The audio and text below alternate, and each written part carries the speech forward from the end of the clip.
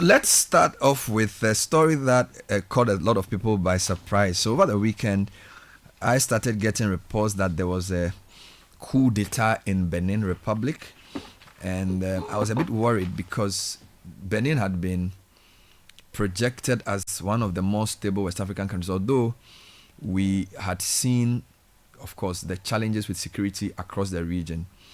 And so it wasn't something you would expect to have Benin accused of reporting a coup d'etat. So when Godfred actually posted it, so I said, Godfred, this is not the Benin that you and others had been talking so highly of. It turns out it's a very fluid situation. The guys had gone on air to announce the coup. And interestingly, from what you were telling me, they did not use the economy as the basis for the coup. What was their problem? They had spoken about the insecurity in the northern parts of the country, and then also the constitutional constrictions that had been imposed by the new constitution, and the fact that next year's election, although Patrice Talon was stepping down, and listeners should forgive me, my voice, I'm not feeling too well. So they used those elements as a basis for staging the coup. So they were trying to play on the fears around the insurgencies in the northern Benin to take over the government. And dissatisfaction, and reported dissatisfaction, let me choose my words carefully, reported dissatisfaction within the military on how the government had handled the attack.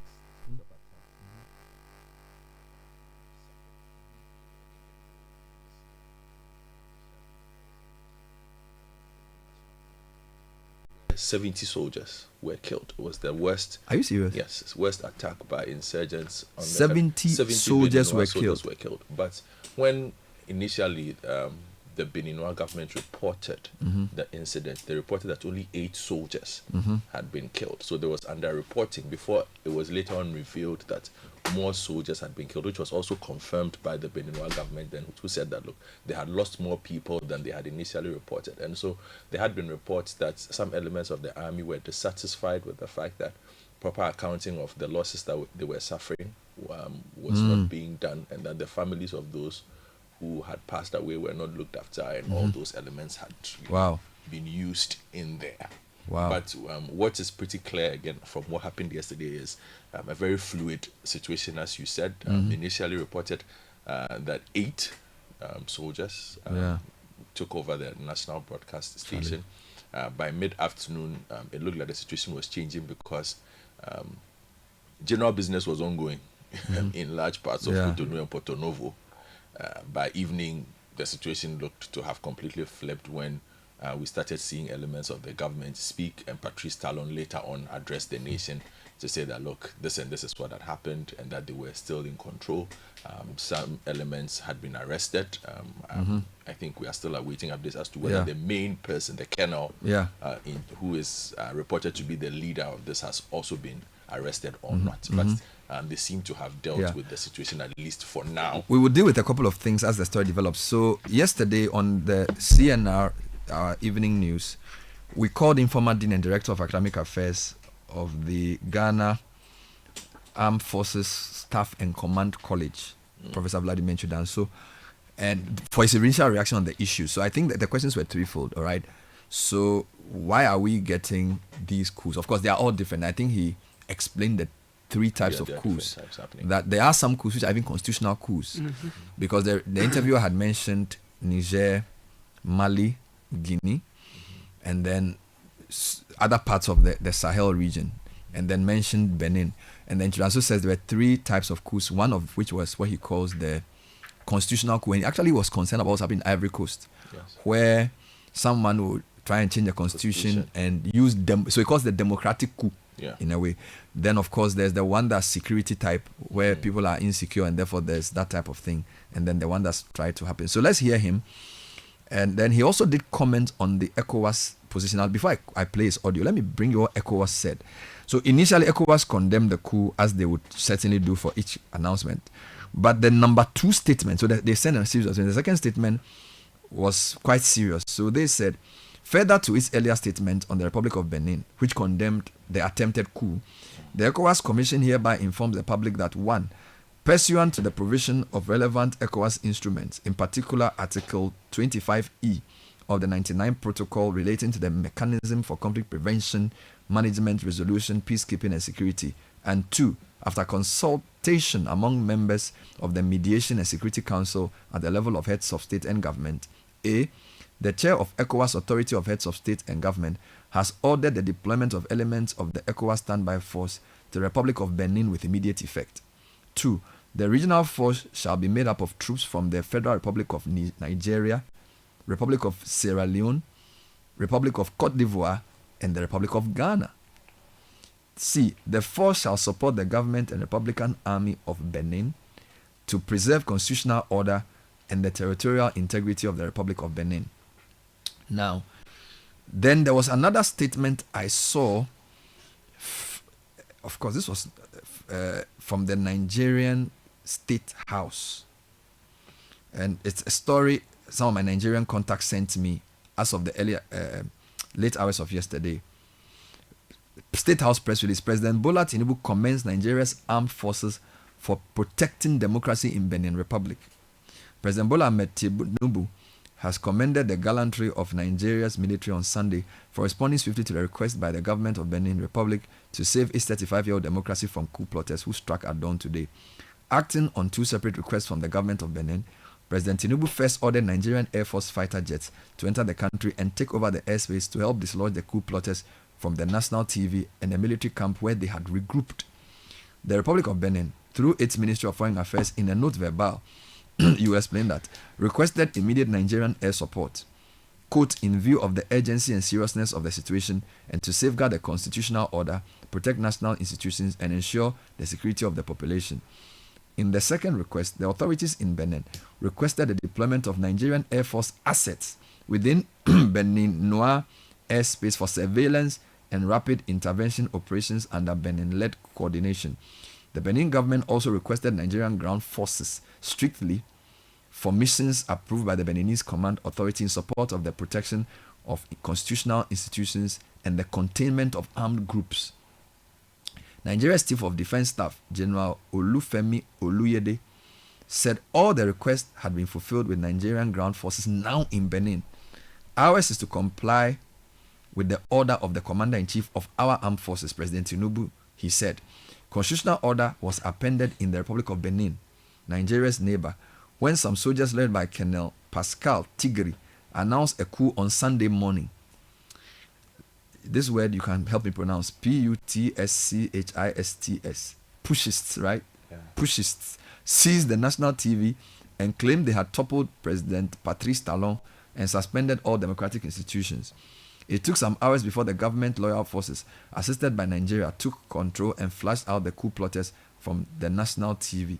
In his remarks after the restoration of the democratic and constitutional order, President Tinubu saluted the Nigerian armed forces for standing firm as a protector and defender of democracy. Today, the Nigerian armed forces stood gallantly as a defender and protector of constitutional order in the Republic of Benin on the invasion of the government. Our armed forces acted within the ambit of ECOWAS Protocol on Democracy and Good Governance. They have helped stabilize a neighboring country and have made us proud of their commitment to sustaining our democratic values and ideals since 1999. Nigeria stands firmly with the government and people of the Republic of Benin. Signed Bayo Onanuga, Special Advisor to the President. Let's hear Mr. Nchunaso speaking to us yesterday on highlights of these issues. What is accounting for this? If you don't give a key to somebody else, you don't get an outsider to mess your house. We are messing our houses so much so that any type of coup can happen. There are 3 types of coups in West Africa now, beginning from 2012. We have what I call the conspiratorial coups, where platoons, and that's what has happened in Benin now. When platoons are angry with the system or having been antagonized by the system, would just gather together and try to, do something. And most of the time, these ones are very bloody. They happened in the 60s and 70s and supported so much by patrons, Cold War patrons, seriously, at that time. Now, the recent ones, spate of coups we have been having are what I call the systemic coups. Okay. The system is imploding, like Mali, like Guinea, like Niger, like Burkina. And you have senior military officers knowing very well that they have to save the system, just get up and, some palace kind of coup. They just arrest the president and announce, and those ones at times there is no gunshot. Mm-hmm. If you see the Nigerian one, if you see the Malian one, there were no gunshots and the Gabon. So it's not just a question of people having appetite for coups. The third one, which is also very nasty, is constitutional coups, where civilians themselves make the coup. They reset the constitutional order to favor them. Ouattara is a typical example of that type of coup. And we seem to be very quiet about such type of coups. It is the most devastating, it is the most annoying of all kinds of coups. Just set the constitutional order and stay on. So what is happening in Benin is part of the ongoing situation where West Africa specifically and Africa in general, we are not putting our house in order very well. And that is why you have any one of the three types I've mentioned. Now, these soldiers say they've taken over the country. We've had some government elements come out and debunk these claims. What do you envisage will happen in Benin in the coming days? We must pray that it doesn't turn into some chaos, some instability, some civil war. We pray. The point is that the Interior Ministry has come out to say that the coup has been foiled. That troops loyal to the government have taken over. It's like they have foiled the coup. 40 people have been arrested, and we believe that is going to be the end of it. That was Vladimir Judanso speaking yesterday on our CNR News Bulletin. It's a minute to 8 o'clock. Coming up shortly is tech and social media trends. So while we are grateful for the Nigerian government's response, there clearly is a concern around the spontaneity of these coups and the way they seem to be becoming fashionable within the sub-region. If you take the past 3.5 years, I mean, the whole Sahel region has been unstable. And as Godfrey was saying, it looks like the coupists are taking advantage of the insecurity in the sub-region to cause confusion. All right, so the Benin situation is still up for discussion. And of course, I was reading this morning from different platforms that it appears the situation has sort of calmed down. The coup was indeed foiled with help from the Nigerians. And this seems like, I don't know what is a good precedent for the sub-region, and whether it marks a new era where ECOWAS is less passive and more active in trying to stop this coup spree, this coup d'etat spree. Do you see what Nigeria did as a good thing? Yeah, for me on this one, outside of even the ECOWAS spread, I appreciate Nigeria's intervention in this matter, because if you look at the importance of Benin to Nigeria, a call from one president to the other that I have issues, come and help me, is one that they could not have ignored. If historically, culturally, politically and economically, the port of Cotonou is very important to Nigerian import and export. They use it. The Seme Krake border. So if somebody does a coup and says that they have closed that border, it's a big problem. It's a big problem. Although Nigeria for some time shut it down, you remember unilaterally, but I'm just saying there's a very important economic link there. If you look at Seme City, the tech hub, you have a lot of Nigerian startups that operate out of there. So Nigeria definitely had cause to heed the call for assistance from the Beninois government under this. So Benin's Interior Ministry say the coup attempt has been foiled. The president's entourage is safe. The regular army has regained control. And according to the Interior Minister, a small group of soldiers launched a mutiny with the aim of destabilizing the country and its institutions. This is what Alassane Seydou said. Well, from what we are reading from the Nigeria version, it needed some strong show of military force to restore stability. Of course, we are not here to debate whether it was a small group or a large group. But the matter is that the coup attempt has failed. Dr. Amanosowate is a security academic. He will speak to us on how he sees the situation. Doc, thanks for joining us. Good morning. Good morning. Good morning to you, Bernard. Good morning to your listeners. Thanks for having me. When I heard that there was a coup attempt in Benin, I was a bit shocked because my little knowledge of Benin was that it was one of the most stable West African countries and that their democracy seemed to be working pretty well, and also that the new government seemed to be doing quite well.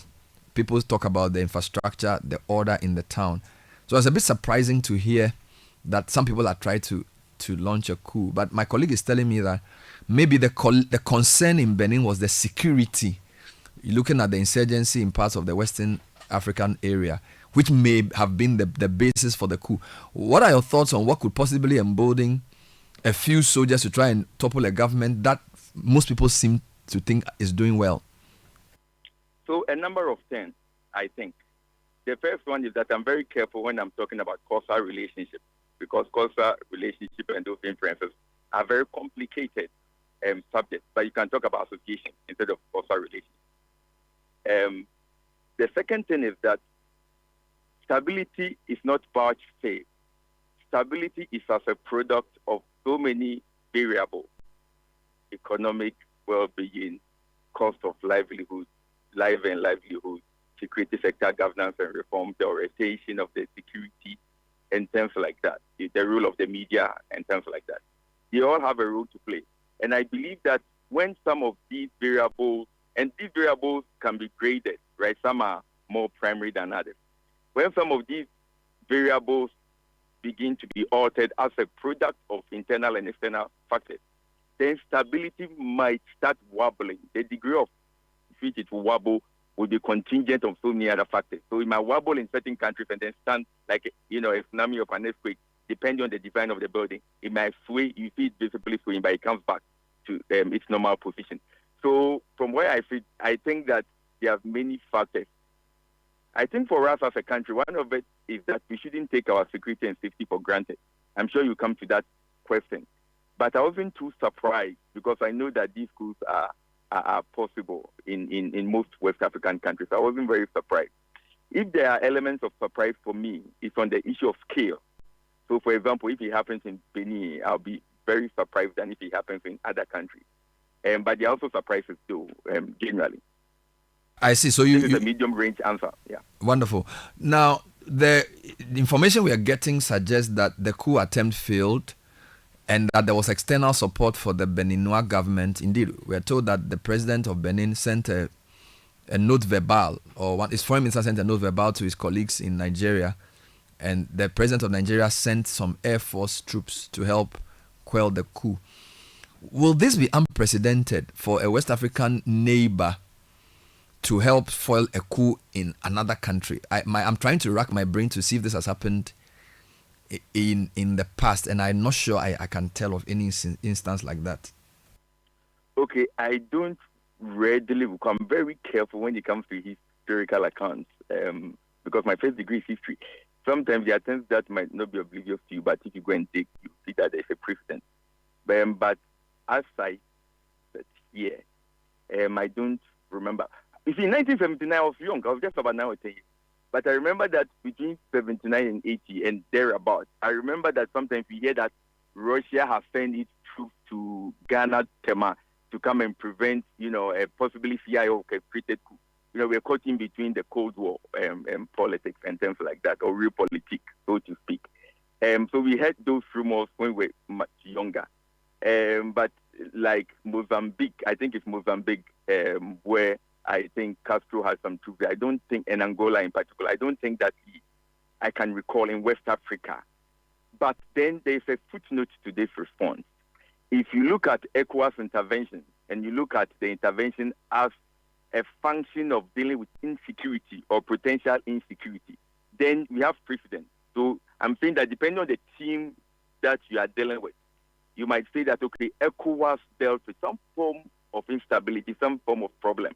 And so if you are looking at Benin as a form of security problem that has the potential to cascade, then maybe from that perspective, from that very narrow perspective, one can say that, yes, there is a precedent. But in terms of specific country calling for military support within a short time of a coup attempt, I don't readily recall anything like that. But I stand corrected. I always want to leave an avenue to escape, so to speak. Yeah. But now that it's happened, what type of precedent does it set? Because the Nigerian government sent out a statement explaining its role and essentially commending their armed forces for the work they did. Of course, the Benin government's announcement didn't make direct reference to the Nigerians, but we know that whatever the Nigerians did was under the command of the Benin forces.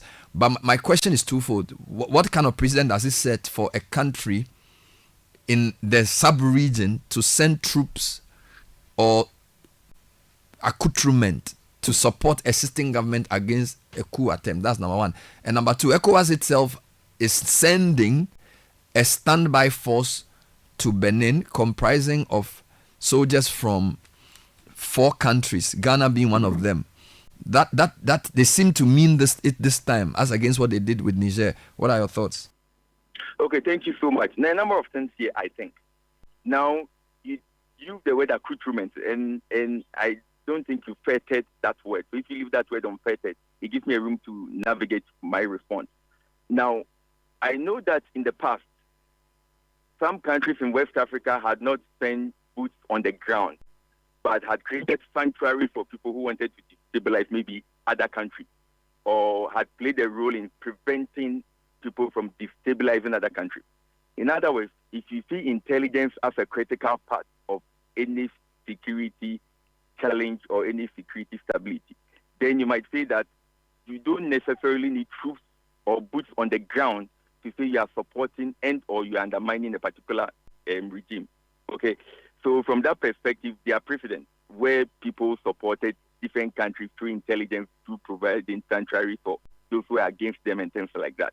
So that is one way, because those factors are very, very important in having a successful coup or not having a successful coup and things like that. That's one part, not boots on the ground, but intelligence.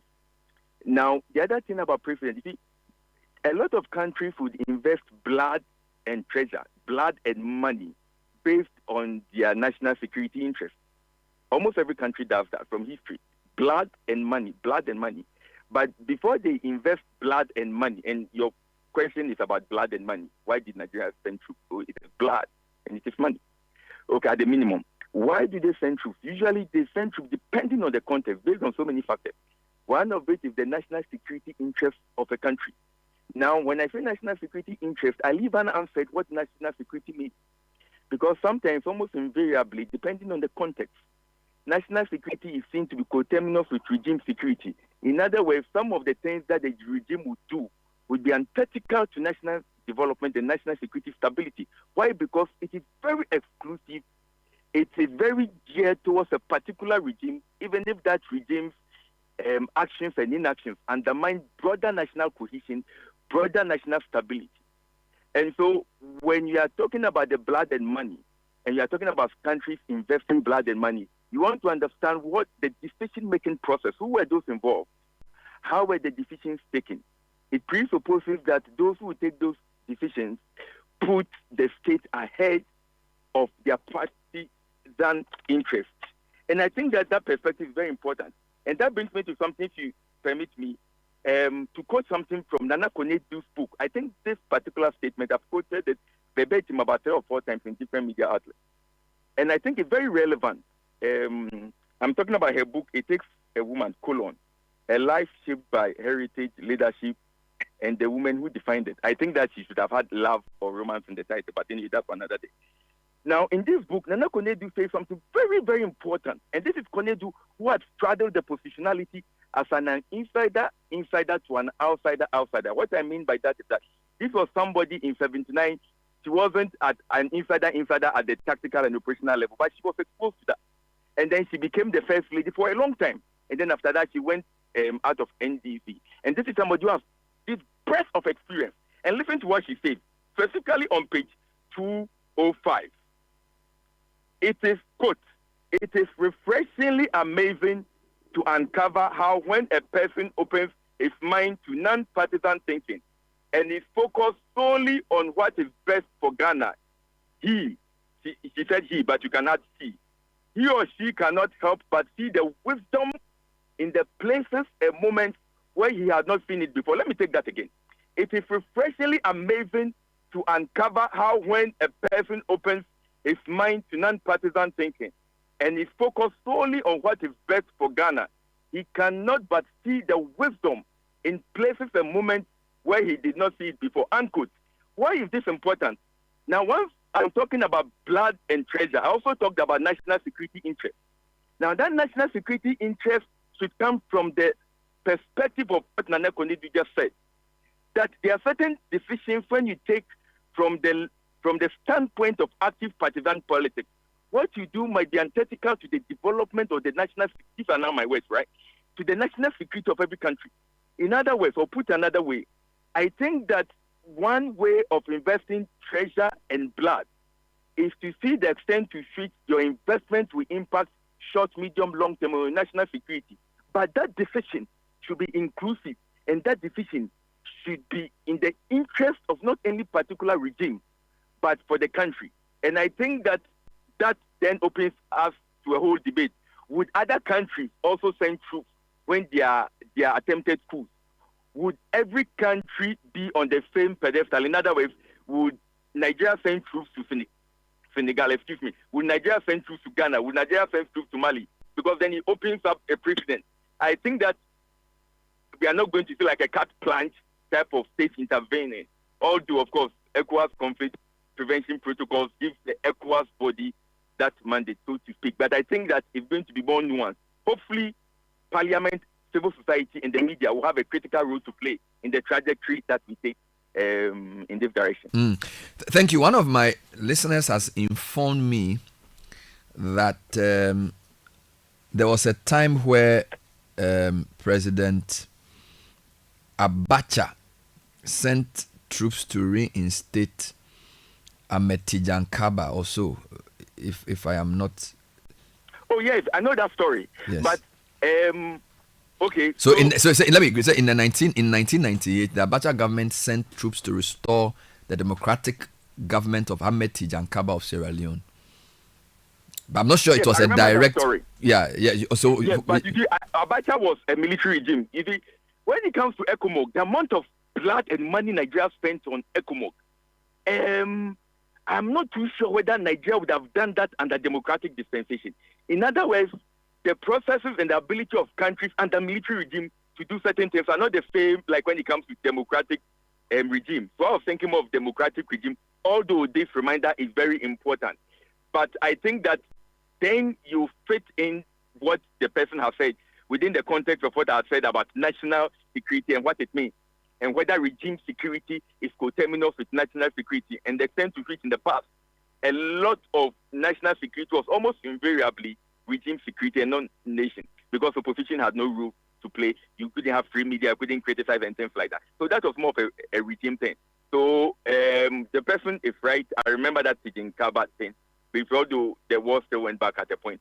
I think that generally, please correct me, we are talking about democratic regimes, but it is true that precedents can be broadened out to include military and democratic regimes. Finally, what do you suppose this means for the whole sub-region? Because it's like almost every 6 months we hear of a coup. As I sit here, apart from Madagascar, which is not really close, a lot of the coups have happened either in the Sahel or the West African sub-region. You know, I'm not sure what Ghana should be thinking at this point, you know. I mean, and to make it worse, Cote d'Ivoire has had an election which many people feel was not fair, because the two leading contenders who could oppose the president were not allowed to stand, and the president himself sort of fiddled with the constitution to allow himself to go for another term. Togo's president has some interesting new rules around his tenure, which could extend his reign for a long time. You get it? So then there's Burkina Faso, which is being run by a military leader. Then there's Mali, there's Niger. I mean, there's Guinea-Bissau last 2 weeks. You know what I'm saying? So I'm not sure what's going on and how worried should Ghana be. Thank you so much. Thank you so much for this question. As usual, brilliant question. Okay, so a number of things. Now, there are different schools of thought regarding what coup mean? Coup, what does it mean? Does it mean the use of firearms, or it can be unconstitutional? Now, you can look at this particular issue. You could use this critical feminist lens. Critical feminist lens basically talks about looking at things that have been taken for granted for a long time because people have not challenged it. So, for example, you might have norms, and you can have gender socialization that would steer a particular gender into positions of power and influence, and other genders to a position of subjugation and inferior status. That might not be expressly written, but it is implied from the standpoint of socialization. In other words, when you want to just look at the outward appearance, you might make a mistake, and that is where the issue that you raise is very important. What do we mean by coups? Are coups only characterized by the use of firearms, or people can manipulate the constitution? And that constitutional manipulation, if it subverts what people expect from democratic governance, that's the coup d'etat. And that brings us then to the issue of ECOWAS. When people are not using guns, but they are using other means to outwit or outmaneuver or to circumvent strictures that have been agreed on and laid out for people to ascend the reins of power and get out of reins of power. When those strictures are being outmaneuvered and outflanked by particularly those in power, what does ECOWAS do? Or that is not a coup d'etat? Because you see, when people, let me go back to the camp proverb. There's a kind of proverb that says that begin camp papa and credit. In other words, you always want to look at you understand? You always have to check why certain things occur. In West Africa, I think that the factors are, multi-dimensional in terms of leading to these coups. But I'm very careful about talking about causal relationships. I can talk more association. Now, if ECOWAS sits down for others to outmaneuver the constitution, and they don't see that as a coup, it affects their own credibility to some extent. The other thing that I think is important is what Ghana can learn. I'm being selfish here, and I understand perfectly that there's a strong symbiosis between Ghana's security and that of our contiguous and distant neighbors. I'm very much aware of that. That no country, including America and China, can live in an island. I appreciate that. But for Ghana, I think that one of the things that we can do is that people say that when your neighbor's beard is on fire, you fetch water by yours. I think that, yes, that is one place, one perspective. But another thing is to dip your beard in water or to remove the beard totally. Now, what does that got to do with your question for Ghana? I think President Mahama a few months ago was addressing some political leaders, I think so, some leaders of some sort. And he said that the coups happening in West Africa should be lessons for politicians. Now, these are now my words. I'm paraphrasing what I understood him to have said.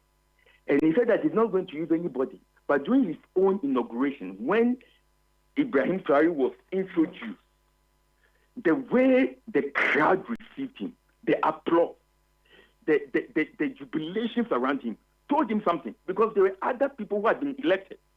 But this guy had come through a coup d'etat. And I think that there's no other lesson Ghana can learn from that topmost part of the country. No, it's not the topmost part. From the executive than what President Mahama has said. In other words, he has seen it himself, he has said it himself, and I think he's very much aware. That brings me to what I think we can do as a country.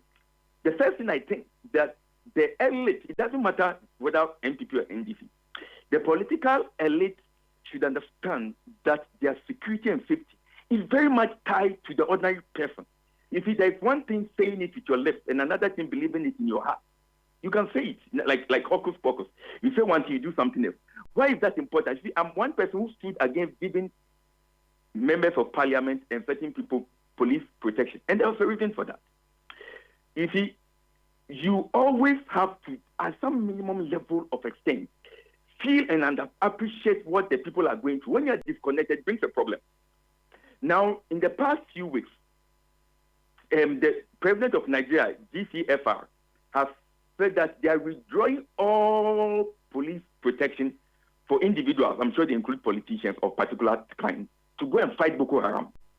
Why is that important to the discussion? I think that when the political elect think that they can have certain resources to protect them, state resources, not private state, to protect them, and that cocoons them from the feeling of the ordinary people, you begin to, there's something we call relative deprivation theory. You see, you begin to create some level of bitterness. And one way of demonstrating that bitterness, of seeing that bitterness being demonstrated, is through the ballot box. And the ballot box will give you an early warning to say that, why is it that a lot of people voted along this line? What does it mean? Because the challenge is that, Able, let me try and end on this note. You know that most of the issues about corruption, it is not through investigative journalists. No, it's the politicians themselves. When NDC comes to power, in the first few months, they will show us the amount of money that MPP has misappropriated, they themselves. And then when there is a change, MPP will come and tell us the amount of money that NDC has misappropriated. And the two of them are politicians. So the issue is that it is not the ordinary person who is investigating, it's the same politician. Somebody might say NDC is different from MPP, but that is one perspective. Another perspective is that they are politicians. And it's the politicians who are telling us that their own kind are taking a lot of national resources. Is it fair to homogenize? I understand perfectly the dangers of overgeneralization and homogenizing groups that are very heterogeneous because they have different ethical values, different standards.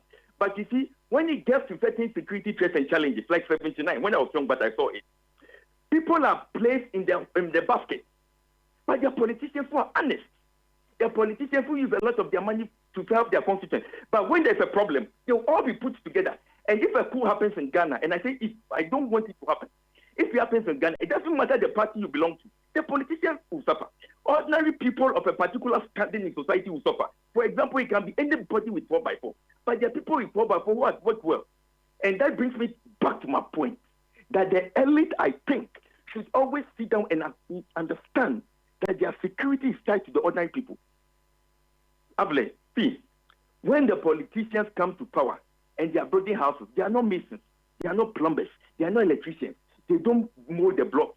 There are people who are ordinary people who know that this politician builds these houses because we build it for him here, we build the other one for him here. The plumbers, they know, the ordinary people. They go to market and they suffer. Bank accounts, the bank accounts are not operated, even if it's AI, to understand human beings. Those human beings know the accounts of politicians before they come to power. And how the account looks like, sometimes within a short time, they know, they see. And so the lesson for Ghana is that starting from the political elite, the ruling elite, it's not only politicians who, when you go to ministry, the top guys in the ministry, some of the properties they have, it is in our interest. And I'm one of them who, I don't remove myself. I know when there's a coup, I'll be potential challenge because of my status. I have a 4x4, I was using a Mercedes, I have a Honda, I have plans. You understand? But then people will not know that I was working in an international organization and brought my money here. No, everybody is first of all a legitimate target.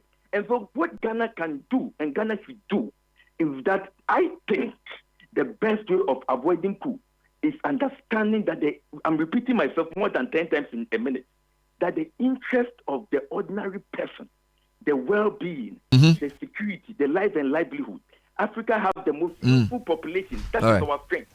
I think that is the way, at that basic level, at that granular level of preventing. I can do a more granular analysis. Other aspects like the military welfare, the resources they have, how the military is oriented towards dealing with such issues, the intelligence community. We can go on and on. But let me end on this note. I still believe that Ghana has the ability and we will continue to be stable in a sub-reading characterized by these, because I believe we can do that. Why do I believe that? Apart from my faith, it is very strong.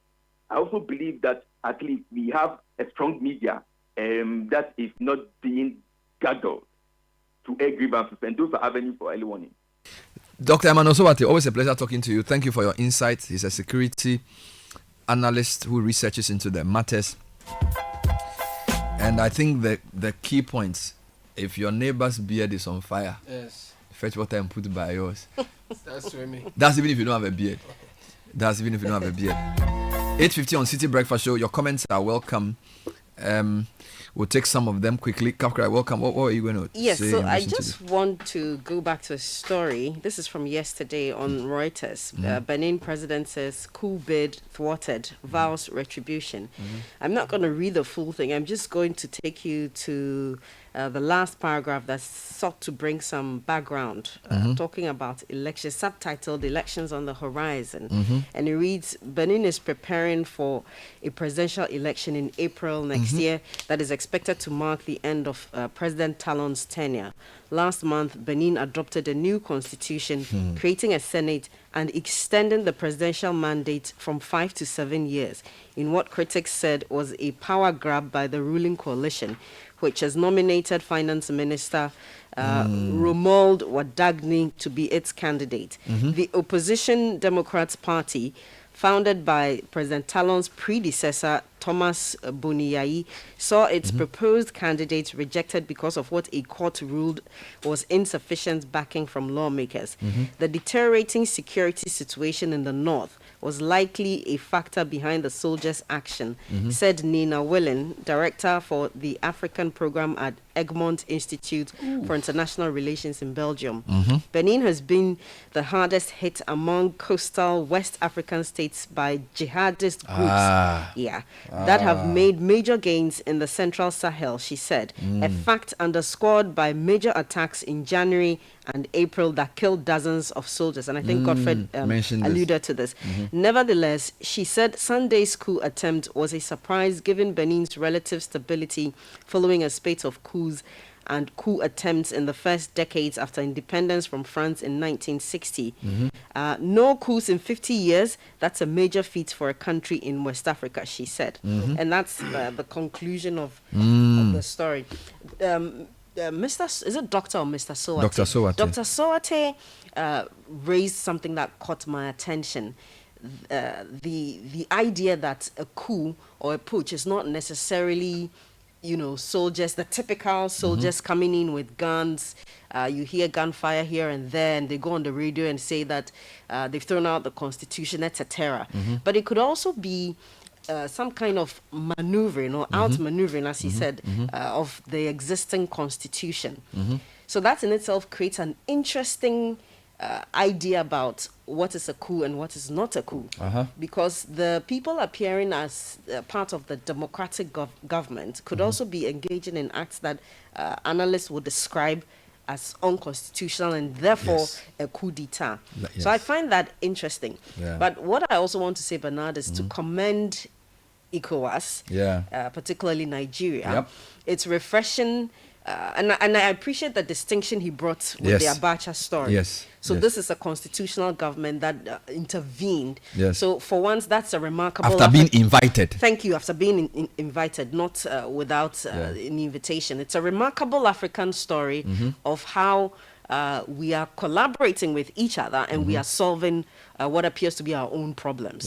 It's very good and I think it also shows the seriousness of ECOWAS in the sense that now they want to deploy troops to support existing government. Because I think what happened in the Sahel and ECOWAS saying they would intervene and didn't intervene may have emboldened coupists to say, these people are not serious. And in a way, some of the dislocation between Sahel countries and their former colonial masters shouldn't necessarily be negative, in the sense that if your stability is tied to the support, I won't use the word support, everybody needs support, depending on French troops or British troops or American troops, your country is not really safe if they are not happy with you, because they can force a lot of bad deals down your throat. And when the government wants to assert itself, they will destabilize you. So it raises a question about your sovereignty. Good. So a lot of the anger around the original coup group, Mali, Guinea, Burkina Faso, was all based on a dissatisfaction with France. All right. So I'm happy we have not gone to the French or the British to say, for an intervention, come and foil the coup. All right. If you look at what happened in Libya and the role the Western countries played, and even in the overthrow of Laurent Gbagbo, we need to, as a matter of urgency, put money in strengthening our defense, which is why we shouldn't politicize equipping the armed forces. Nigeria sent fighter jets to go and stop what was going to happen. fine. I'm sure they also do politics, but I'm not sure when they were going to buy those fighter jets, it was an NDC MPP issue. All right. We need to support, because we all know we have very professional armed forces, but your armed forces are only as strong as the equipment and the accoutrement they have. You get it? So you need to beef that up without prejudice to whichever political party is in power, knowing that the sub-region needs enclaves of stability. And it's very clear that Ghana is the most stable West African country. So we need to, and if you look at the list of countries that we're supposed to send the forces, Ghana, Nigeria, Sierra Leone, and I think Cote d'Ivoire. So I hope our parliamentarians are listening, and when requests and discussions around equipping the armed forces come up, they are not politicized. Well, yeah.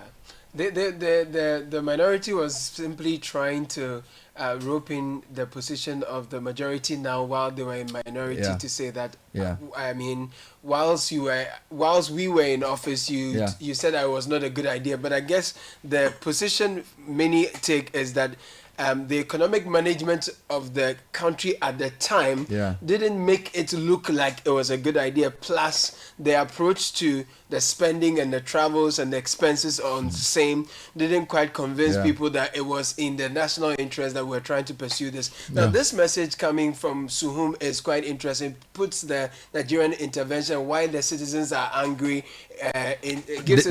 Some citizens on social media. Some citizens on social media. Basically, their argument was that they see a lot of insurgencies and infightings around Nigeria, and they feel that the Tinubu government could have been more proactive in dealing with their security situations in their country, but they felt him.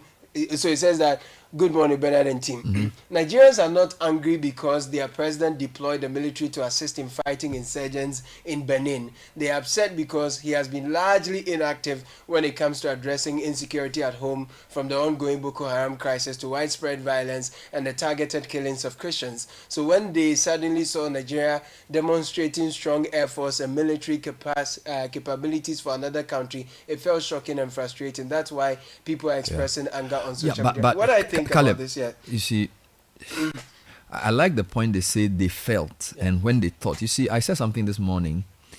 Wisdom is the ability to discern the difference in situations. And then honor is the willingness to reward the difference. There's a difference in context between another country asking you to come and help quell a coup versus insurgency, an internal issue of terrorism or whatever you want to call it. And whilst the anger may be justified, or I think it's more frustration may be justified, I think that the analysis requires deeper some nuance. Yes, than simply saying you are not able to do it at home, why are you doing it abroad?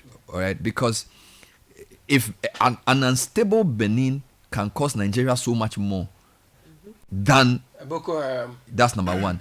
Number two, when the government asks you to intervene under their command, there are very specific things they ask you to do, which your men have been trained for.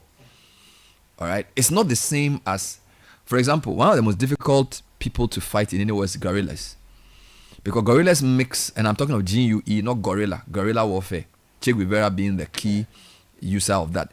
If you are dealing with insurgency where sometimes people mix with your own people to come and attack, it's not the same as going to a specific target and you get it. So I appreciate the frustration, but we as media people, when we enter, we need to point out the nuance that it's not as simple as that. All right. When a country next to you becomes unstable, in fact, I argue that, and I'm not the only person who has argued. I'm sure people like Festa Boaji and O have agreed. The instability in Sahel can be directly linked to Libya. Right? They went to remove Muammar al-Gaddafi for very flimsy reasons. Gaddafi was a force of stability in his country and the sub-region. They removed him and then left a confused situation of two capitals. A country divided, armed groups with weapons floating everywhere. Those weapons found their way into Mali, Niger, and Chad, and those countries are under insurgency. Now imagine if the countries next to Libya were not strong countries. Like, because Libya's northern neighbors are very stable countries. So the confusion in Libya percolated down south. You get it? So if you are a strong, independent country and something's happening next to you, to the extent that you have what it takes to help, you should do it. Yeah. Which is why DUFIASM shouldn't be taken as a complete foreign policy. It should be more nuanced. Yeah. Right? If you cannot be a president of Ghana and not be interested in what happens in Togo, yeah, or Burkina Faso or Ivory Coast, you have to be interested. The level of your involvement may be different depending on your economic power and the relationship you have with the government. But no Ghanaian president sits down and doesn't think about what happens in Lomé. They do. So I just want those on social media to take a chill pill for President Tinubu, and rather be grateful that the operation was surgical, yeah, it succeeded, yeah, and the coup plotters failed. It was quelled. Otherwise, I think efficacy. We shouldn't, as Kojo Mpeni used to say, we shouldn't be people who know the cost of everything but the value of nothing. Wow. You get it? The cost of everything and the value of nothing. Yes, you see, there are some things that are important, like stability, as against how much it costs to enforce that stability. If you only think about, because you say it's too expensive to buy a plane, yeah, but the cost of instability, you cannot pay for it. True. So let's be more nuanced in our analysis. Yeah, and I thought you had some more comments to read, yes, but that was an interesting. Now, there are some concepts, but for the intervention of the Nigerian government, there are some concepts of coup that would have been at play in Benin, which is why we should be grateful to the Nigerian leadership for that intervention. Just to bring your attention to two things, right? If the coup had succeeded, as in the coupists had taken the military communication system, executive authority, and administrative machinery to the extent that the old government lost effective control, and the new guys, then went in and then took over, then you would have said that there is efficacy of the coup. So the coup has been efficacious, right? And then there is the issue of validity as well. Yes. So that when the new regime then comes, makes laws and take actions that the people tend to accept them, then you say there is validity because the legal system then recognizes the new authority as the lawful source of power. But in the last 24 hours or 48 hours since we heard the announcement of a coup in Benin, we've seen that the intervention of the Nigerian authorities has quelled these things. So you cannot say there is validity. You cannot say there is efficacy. Neither can you say there is presupposition. So in that case, that coup has failed. A few points to note that a lot of and this is something my friend sent, which I thought it would be interesting to discuss, that have you noticed that beyond the numbers, in terms of how many coups have happened, the recent coups in particularly West Africa have been in Francophone countries. Almost all these coups removed or cut themselves or claim to cut themselves off the umbilical cord of France. There's something we should think about. So this point that my listener Selassie is making is an interesting point. Mali is Francophone, Niger Francophone, Burkina Faso Francophone, Guinea Francophone. Although Guinea-Bissau is not. Sudan is also Anglophone, by the way. Is Madagascar Anglophone or Francophone? I'm not even sure. Somebody should check. Madagascar. They do speak French or English. And by the way, Mali is under the military government for 5 years. Guinea for 4 years, Sudan for 4 years, Burkina Faso for almost 4 years, Niger for 2 years, Madagascar 1 year, and Guinea-Bissau 1 day. So the coups that have taken place within the sub-region or across the Sahel, because if you look at the map of Africa, which is what you were alluding to earlier, is in the whole down Libya. Yes. So you notice that Libya has a neighbor to the east called Egypt, and then to the west it has Morocco and Algeria, and then to the southwest it has Sudan, and to the southeast it has Niger. Both Sudan and Niger have had coup d'etats. Mali is next to Niger. Right under between Niger and Sudan is Chad, which also had a change because there was a time Idris Deby was they claim he had died in battle. So you can say that the whole Sahel region is being run by soldiers. So there are two coincidences. Their proximity to Libya, that's number one. They are mostly being French, is number two. And then the growing insecurity. The other point is most of these coups happened with governments that didn't control the whole country. So for example, the Malian government that was overthrown is not in charge of the whole of Mali. It's only part of the country that's under its control. You can say the same for Burkina Faso. You can say the same even for Niger. So that also means that the country is already under security strain before the government is overthrown. These are very, very important points we have to take note of. Time check 9:06, City Breakfast Show.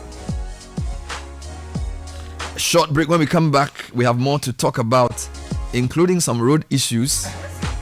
Yes, please. Just quickly, Madagascar, the official language is Malagasy and French. So you were right. You know, and there are some controversial issues. I read an article by a man I cannot respect. This is like 3 weeks ago. And maybe when we come back, I'll read it to you. And his argument was that the repudiation of France by the new governments and people in these francophone countries is the beginning of their freedom. Yeah. He made a strong argument for it. Yeah. So, because even though France has, in a way, helped prop up these governments, the citizens are feeling that maybe it's a result of that they are not able to get real economic development in a long-term transformation kind of thing. So for them, that political stability only helps their resources to be exploited. It doesn't really lead to their people getting a more dignified life. It's a very controversial argument he makes, but I think it's good for the panel to discuss this. So that will make their coups a bit unique from, the ordinary coups of the 60s and 70s that we saw, no? Can you repeat the question? I'm asking or stating that then that will make the coups within the context of repudiating the authority of the French a bit more nuanced or unique than the coups we have seen in the 60s, 70s, thereabouts. Yes, those coups were more the first wave of dissatisfaction against the founding governments. And some of that... Which were largely African. Yes, but those founding governments also made choices around geopolitics which affected their support either in Washington or Moscow. You get it? So whether it's in Nkrumah's overthrow or even what happened in Togo with Grunitzky and Nyasingbe taking over from Olympio, all those coups were in the 60s. And in those times, of course, don't forget that there were also fault lines in those countries. So if you take Nigeria, for example, there was a massive fault line among the three main groups.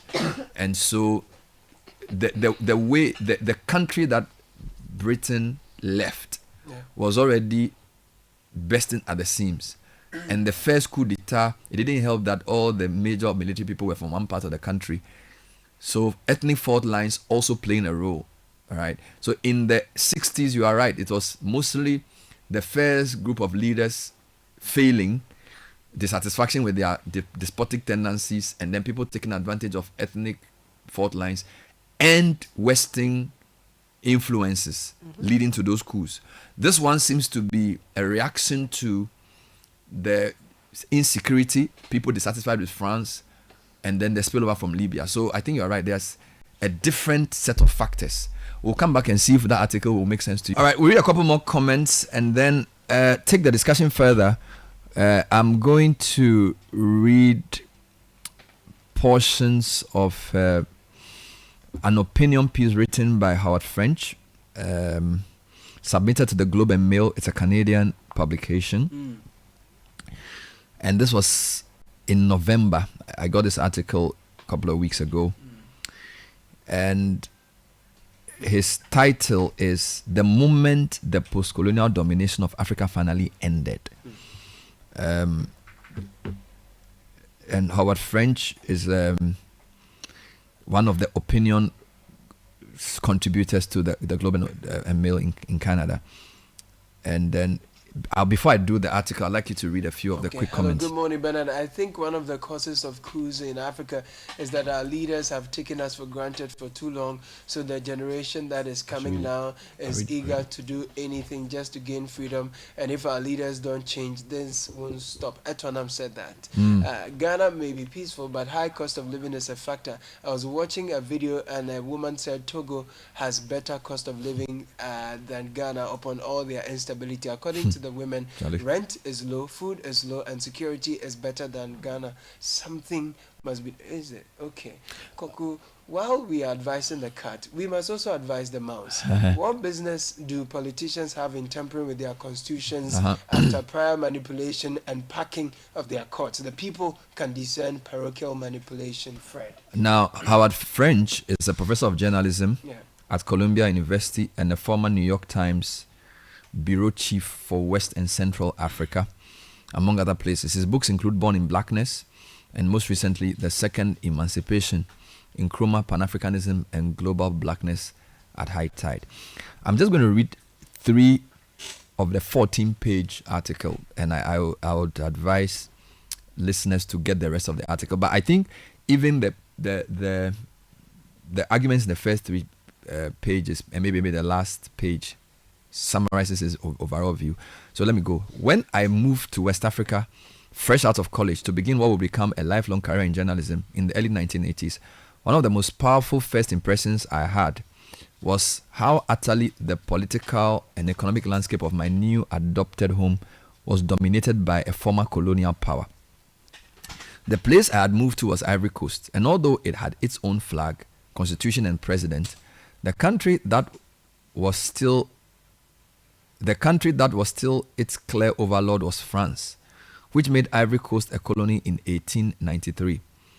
By the time of my arrival, Ivory Coast had already been independent for 2 decades, but many of the major roads and boulevards in the bustling economic capital Abidjan still bore the names of French figures from the recent past, like former President Charles de Gaulle and Valéry Giscard d'Estaing.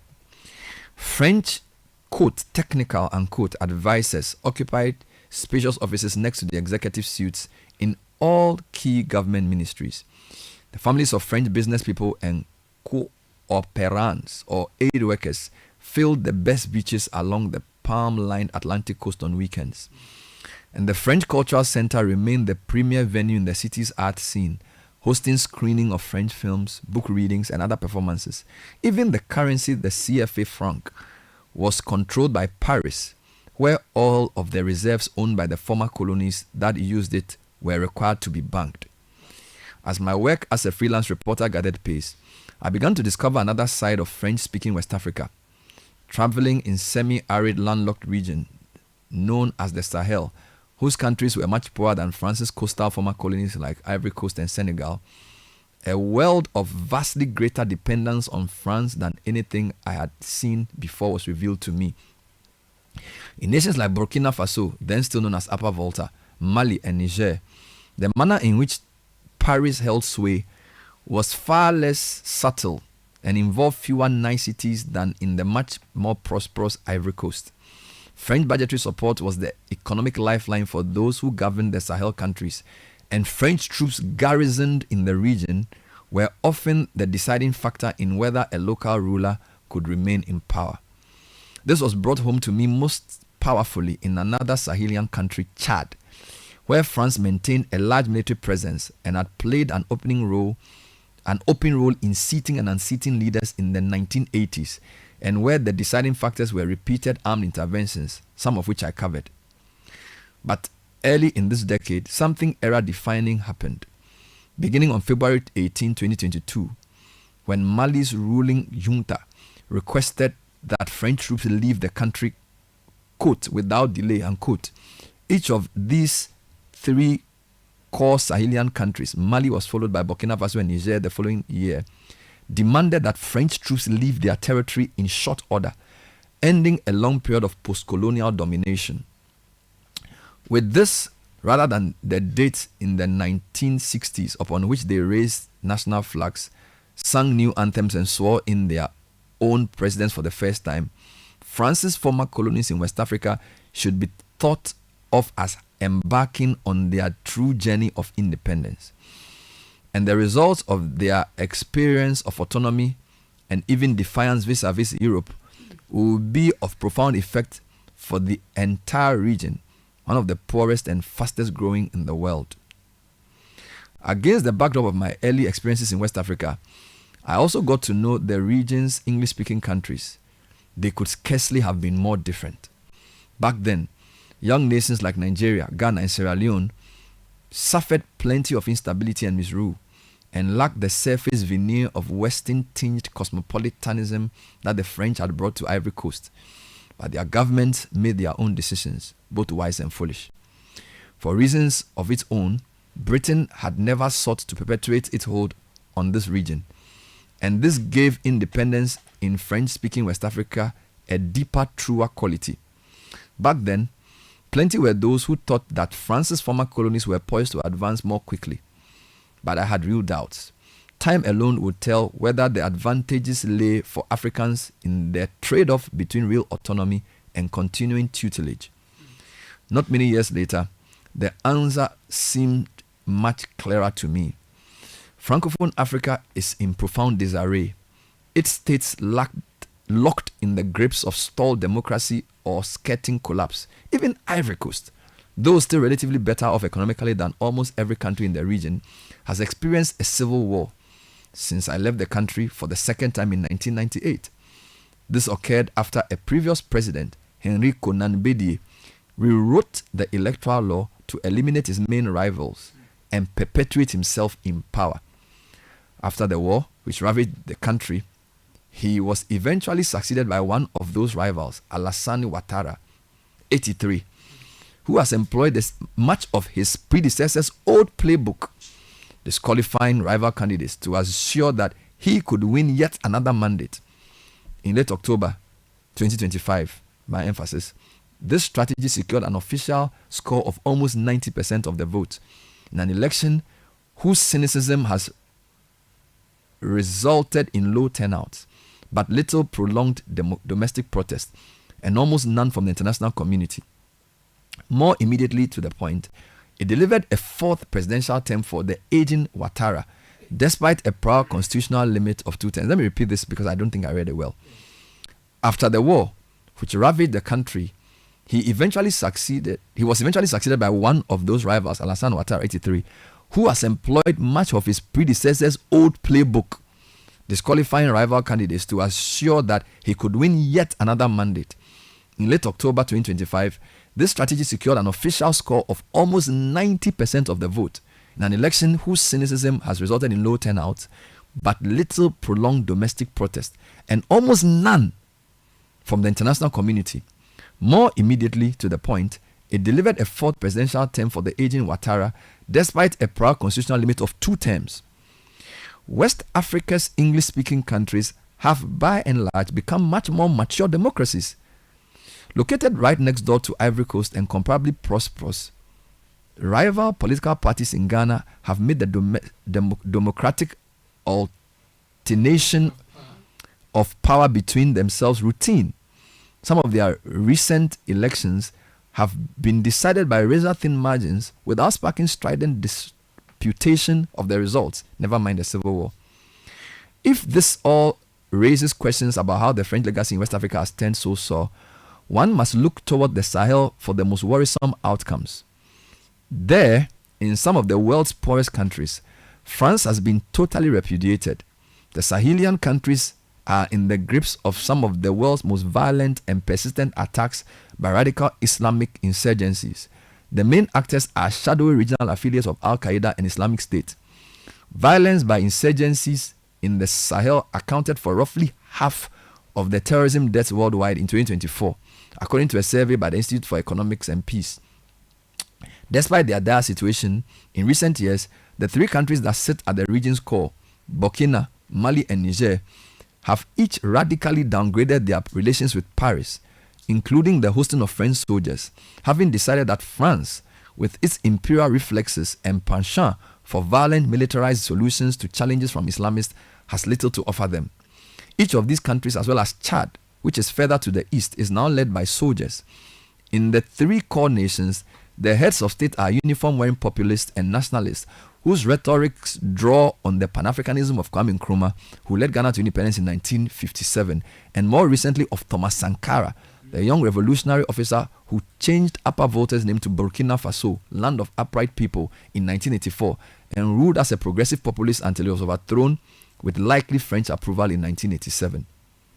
Readers may wonder why they should care about 3 usually little heard from countries. Don't forget, this was written for a Canadian audience. So let me just put that in context. Readers may wonder why they should care about 3 usually little heard from countries tucked in the internal recesses of West Africa. Never mind why their changing fortunes rank as one of the biggest stories of this century so far, as I contend here. The most immediate reasons are bound up in demographic and migration from Africa, which are driving the West's increasingly hostile and even poisonous attitude towards the continent, just as they are helping fuel the rise of far-right populism in the rich world. There's an even bigger picture consideration, though, one that harks back yet again to Nkrumah and concerns the deeply unresolved future of the entire African continent, and not just the bleak fortunes of one of its most troubled regions. I don't know if I should add this point, but maybe let's leave it here, because the rest, it goes in the long argument around and the population of Africa, the migration crisis, and the type of governments, then its effects on the rest of the world. But I think the point Selassie made in his text is a very important point about France. Now, which is why what Nigeria did in Benin is very important. If the French or whichever Western power are not going to come back to assert control, Africans must rise up to help other African countries. So the African countries of means, Nigeria, South Africa, even Ghana, must see stability in the region as a priority. And if they can gather resources and muster the courage to do what they've done, of course, I'm not sure Benin qualifies to be part of the Sahel narrative I did. Benin is a different type of country. They seem to have a relatively good government. And the fact that elections are even close by, and the fact that the sitting president is not going to stand, it illegitimizes the coup attempt in many ways.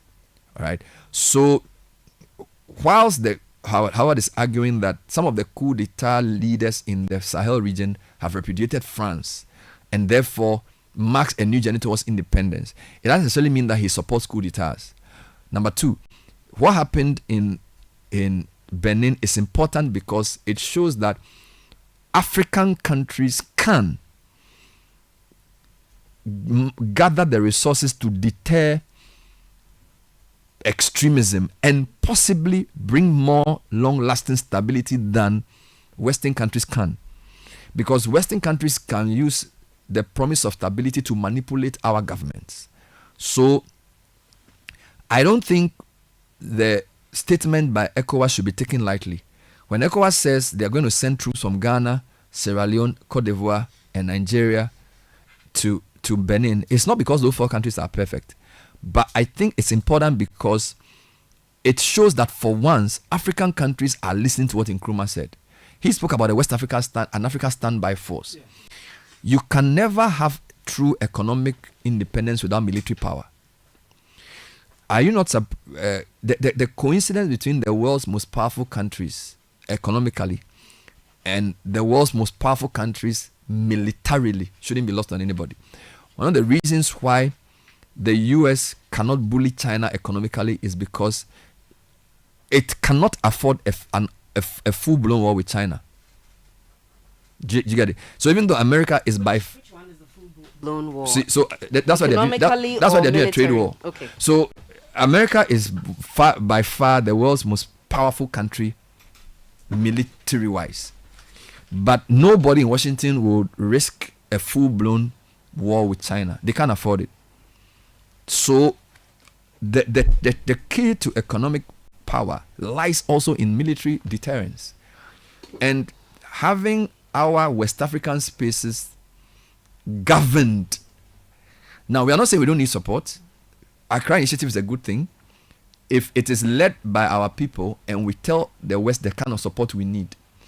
But if Western countries leave troops here and can willingly decide who becomes president and who leaves, and interfere routinely in the domestic affairs of West African countries, like the French have been alleged to have done in the Sahel for many years, then our substability is really very, very, very temporary.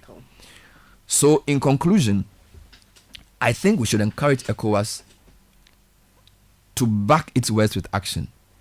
Send the troops to Benin and show that for once African soldiers can defend African lands. Then look, domestically, let's stop politicizing, beefing up the strength of our armed forces. Because I think at least for Ghana, for the past 32 years, the fourth Republican democracy is working. Never mind the fact that we don't like the kind of politics we practice, monetization, all of that. At least for 32 years, the soldiers have stayed in the barracks. And our two leading political parties have found a way to manage, together with EC and everybody else, our democracy. We shouldn't take it for granted. A coup has more losers than winners all the time. Our history has taught us this. Whether it's the 66 Nkrumah one, the one that took away the Buzia government, or the Rawlings, the two Rawlings. 79, 81. Yes, they are media loses, parliament loses, politicians lose, poor people lose. So, and interestingly, we are discussing this on December 8th. We should be proud that when most Ghanaians felt that, or more Ghanaians felt that the previous government was governing badly, they kept quiet, went to the ballot box, and repudiated the government. And they voted for a new government and gave it a very strong mandate. When the new government came, they said, both publicly and privately, that the nature of their victory even surprised them. And that they know that if they fail Ghanaians, they'll be voted out. Because despite all that the previous government did as an incumbent and its advantages, people went out to vote them out massively. So the new government knows that if it fails Ghanaians, the ballot box will talk. We should be proud of that and defend that. We should not stay there and say for that reason we developed and therefore nothing should improve. But we should learn to recognize our advantage as a West African country with a stable 32-year democracy. Number two, we should encourage our defense ministers to assert independence of our territory, beef up our military to defend our territory, so that when we also begin economic expansion, we will not be bullied into submission. Bernard, what if I told you that in all of Nigeria's intervention, there was some French support? I don't know. So there's a story on Business Insider and Reuters as well. I'll bring you some details on that. Nigeria turns to France for help to combat insecurity. French President Emmanuel Macron says Nigerian President Bola Tinubu has requested increased support from France to tackle escalating violence across northern Nigeria. Okay. So some highlights. French President Emmanuel Macron stated that the Nigerian President Bola Tinubu requested increased French support to address northern Nigeria's escalating violence. The appeal follows concerns raised by this is United States. This is I'm coming, but there's some connection to the Beninois thing. Let me bring you what's on Reuters this morning, that Nigeria seeks French support to combat insecurity. Yeah, but hold on. Yeah. You need to differentiate between what we just did with the coup in Benin. In Benin from their own. Because don't forget that the tweets are talking about insecurity in Nigeria. Correct. Now, don't forget we also said that even though Nigeria intervened in Benin, it was at the request of Benin. Now, if Nigeria goes to France and says, I need help to fight insurgents, it's not a problem. It's not the same as what our friend was talking about in respect of France having troops situated in these Sahelian countries and essentially deciding who governs and who doesn't. So there's no country, even NATO, right? If you look at what's happening in Ukraine, NATO requires American support to deal with what's happening with Russia and Ukraine. Yeah. So I don't want that story to sort of dilute the idea of asserting yourself. Of course, France have stronger military power than all West African countries. If the Nigerian government can get help from them on their own terms to deal with terrorists, is great. What we are saying is that it should be African-led and it should be our decision. And they should not be based here without our consent. That's what we are saying. And it shouldn't be without the hidden strengths. I think you gave a caveat that suggested, or that was to suggest that the point is not that we don't need the support, from the international community, but it's the kind of support. The kind of support, as he said, must be in support of the African-led intervention, and it must not pursue an anti-African interest. Exactly. So, Caleb, I take the intervention you're bringing in, but I the other point you also need to remember that this is Macron talking. It wasn't Tinubu telling you this. So, you need to understand the way the whole thing is designed. Yeah. All right. Until African countries help themselves prosper, we will never get respect. Look at how President Trump referred to Somalis in the US. You see, we won't get respect by traveling to America and helping ourselves to make better money. The only time you can get respect is if you do what Singapore, China, or Vietnam or Korea have done. Hunker down, work hard, work on the attitudes and mindsets of your people, produce things the world needs, defend your territory properly, and assert yourself in the international community of nations. That's the only way you can be respected. You can get help in doing that. No country succeeds without help. The Europe needed the Marshall Plan. Every major country that has succeeded, even China, they needed help from others to get where they got to.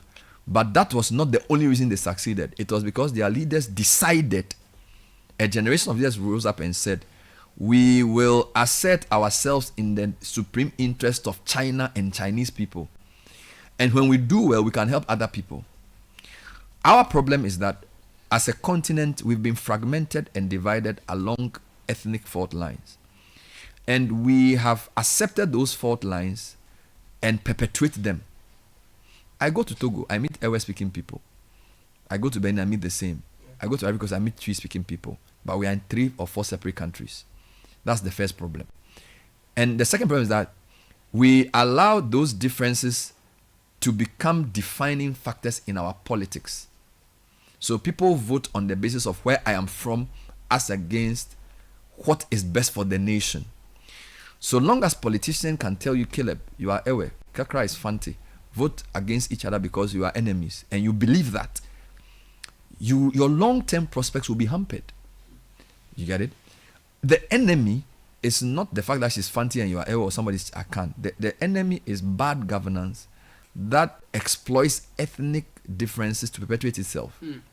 And lack of strong institutions which will build a credible civil service that can deliver the economic development that our political leaders want to espouse, and a discerning media and a well-educated populace that can read between the lines, that know when they are being bamboozled and when they are being helped, which then translates into better outcomes of education, health, peace. These are the issues that confront us. So for me, the imperative is very clear.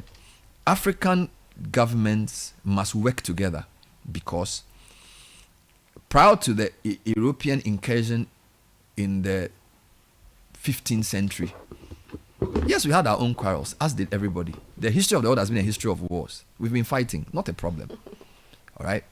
But at some point, every nation realizes that in order to really help its citizens, it must wake up and repudiate how they are defined by their colonizers or their oppressors, and assert themselves, because we all have a right to develop. We all have a right to dignity and a right to life. We may need support temporarily from other countries because they may be ahead in their journey. But if you look at the world from its 6,000-year history, and not just 70 years or 69 years of independence, empires have risen and fallen. Right? Whether they are the Sumerians, the Babylonians, the Assyrians, the Greeks, the Romans. I even argue that European civilization is largely Greco-Roman. So we are still within the dying embers of that. Arab nations have risen. China is also rising. No empire remains in power forever. We must know that because of the way the world revolves, if we assert ourselves, our time will also come. I even forgot to mention Egyptians. At some point, the greatest learning center in the world was Alexandria. And this is by black-led Egyptians, not Arabs that you see there. So Let nobody tell you that the black man is inferior to the white man. And let nobody tell you that Africa is a basket case. The problem with Africa is that its leaders are not bold enough to begin the difficult journey of working together. All right?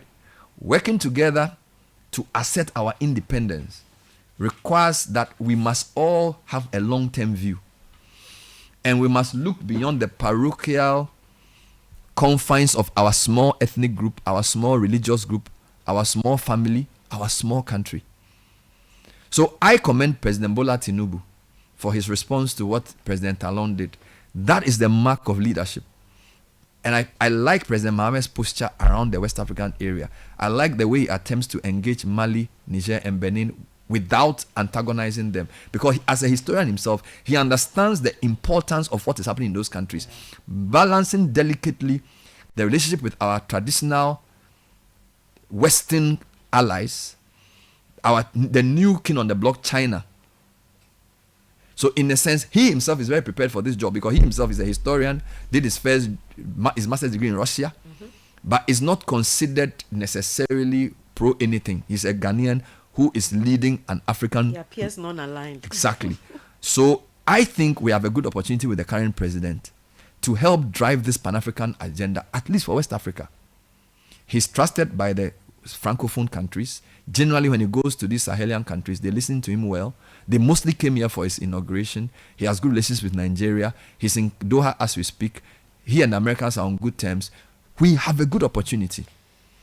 So sometimes we should forget about partisan politics and think about our collective interests as Africans. And say, let's use this Nigeria-Benin situation to remind ourselves of the bigger task ahead. I rest my case.